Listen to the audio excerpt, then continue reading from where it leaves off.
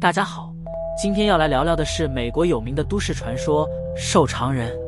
是一种会抓走并杀害小孩的鬼魅。他有一张空白、没有五官的脸孔，穿着一套全黑的西装，打上黑色的领带，不属于一般人类的身高，身体又瘦又长，背后会出现多只触手。又因为他通常出没在树林深处或是荒郊地区，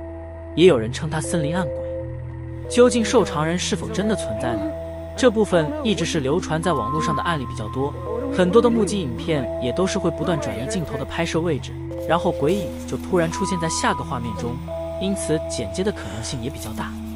瘦长人在2009年6月首度被国外一名叫做 Victor 的网友发表在吓人玩意 Something Awful 这个论坛上。当时论坛举办了一场用 Photoshop 创作灵异照片的比赛， Victor 就是在这时候发布这两张图，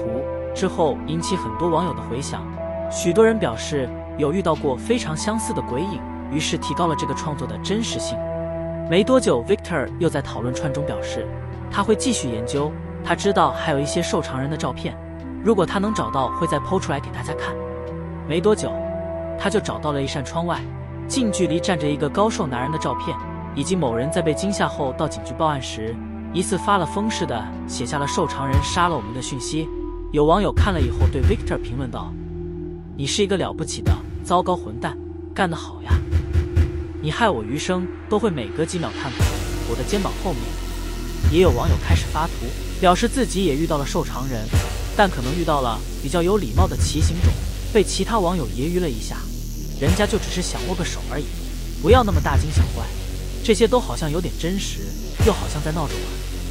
但若你有稍微看过这个讨论串，是可以发现这一切好像有点逼真的故事，最终还是围绕着这个比赛的核心 P 图。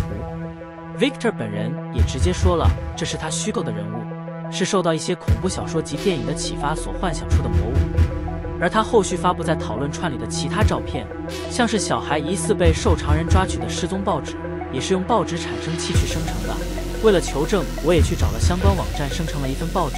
大家可以仔细看看。在虚虚实实之间，还是越来越多人选择去相信它是真的，可能是瘦长人的设定真的很悬疑又很吸引人吧。经过多年来各种故事的描述，让这个一开始是虚构的鬼魅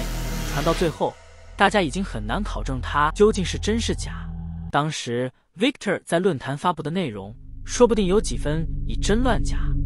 所以最后就变成了一个人人恐惧的都市传说，仿佛这个瘦长人的形象都曾存在大家心中，或是真的梦见或遇过一样，将讨论度推向高点。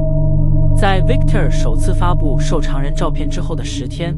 网络上有一个名为《大理石黄蜂》的纪录片开始筹划，它是一部伪纪录片，就是以一个虚构的故事作为架构，结合现实世界的录像，做出鬼影记录这类感觉的影片。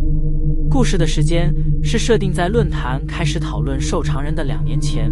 约为2007年，某摄影系学生 Alex 打算拍一部电影，名为《大理石黄蜂》，内容大概就是主角返乡并回忆童年的事情。但 Alex 在拍摄过程中经常对整个摄影团队发脾气，也变得很易怒。2个月后 Alex 终止了拍摄计划，表示是因为过程中遇到了一些无法处理的事情，并决定要烧毁这些录影带。 Alex 的同学 Jay 不希望这些工作成果付之一炬，于是他说服了 Alex 将录影带给他。 Alex 不久后就转学了，并且音讯全无。 Jay 只是将录影带堆着，不敢去看，最后就忘记了。直到2009年论坛的瘦长人连载开始， Jay 刚好翻出那堆录影带，好几年没有跟 Alex 联系上了，他决定要好好看这些影片当中藏了些什么事情。接下来就是 Jay 从这些录影带看到了很多瘦长人出没的身影，逐渐了解这些年来究竟是发生了什么事情。这系列的影片都以短片的形式呈现，让观看的人身临其境，好像在看一部真实发生的纪录片，慢慢抽丝剥茧。很多片段至今一直流传于网络上，不知道《大理石黄蜂》这部影片背后故事的人，可能都会以为这些片段是真实的，或是抱着半信半疑的态度。下面还有几段是比较搞笑的，我觉得很智障，大家也可以看一下。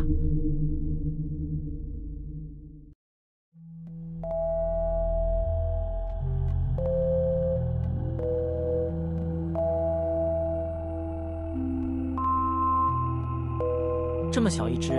我一脚可以踢飞一个。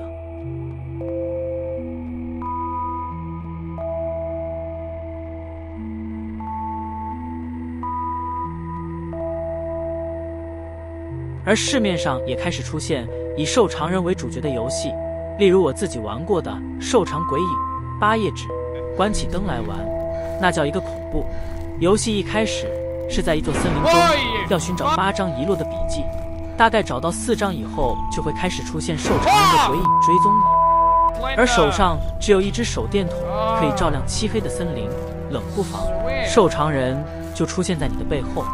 或是突然被手电筒照出来。瘦长人普遍被认为拥有瞬间移动能力，当你靠近他时，会得到瘦长病，导致出现强烈幻觉、噩梦、意识模糊、流鼻血等情况。电子设备也会出现严重杂讯或故障，这些在游戏里也是忠实呈现，非常恐怖。我玩了好几次都破不了关，跟吓尿没关系。2014年5月31日，瘦长人的传说终究还是脱离了网络，发生在现实世界中。只不过受害者不是被瘦长人袭击，而是被2名年仅12岁的女童攻击。事件发生在美国威斯康星州，2名12岁女孩艾妮莎与摩根将同年龄的女同学佩顿·路特纳引诱到公园后，将她压制，并捅了她19刀，其中1刀甚至非常靠近心脏。佩顿忍着剧痛爬出树林到马路边求救，一名路过的自行车骑士发现了他并报警，所幸佩顿捡回了1条命。经警方询问后，2名加害的女童表示自己曾在网络上读过有关瘦长人的故事，打算透过谋杀来成为瘦长人的手下。若他们不杀人，瘦长人可能就会杀他们的家人。2人被诊断出有精神方面疾病，但依旧被以成人的身份起诉。2017年12月21日，法官判处当时已16岁的艾妮莎必须监禁在精神病院中，直到她40岁为止。2018年2月1日，摩根被判处监禁，要在威斯康星精神病院至少40年。根据该事件改编的纪录片《当心瘦长人》由 HBO 影业在2017年1月23日播出，也因此让 Slender Man 的传说更广为流传，甚至2018年再被改编成电影。影片的最后还要揭露一个传说，据说影片看到这里的人都会点一下赞，然后订阅，不然瘦长人会去找你。拜拜。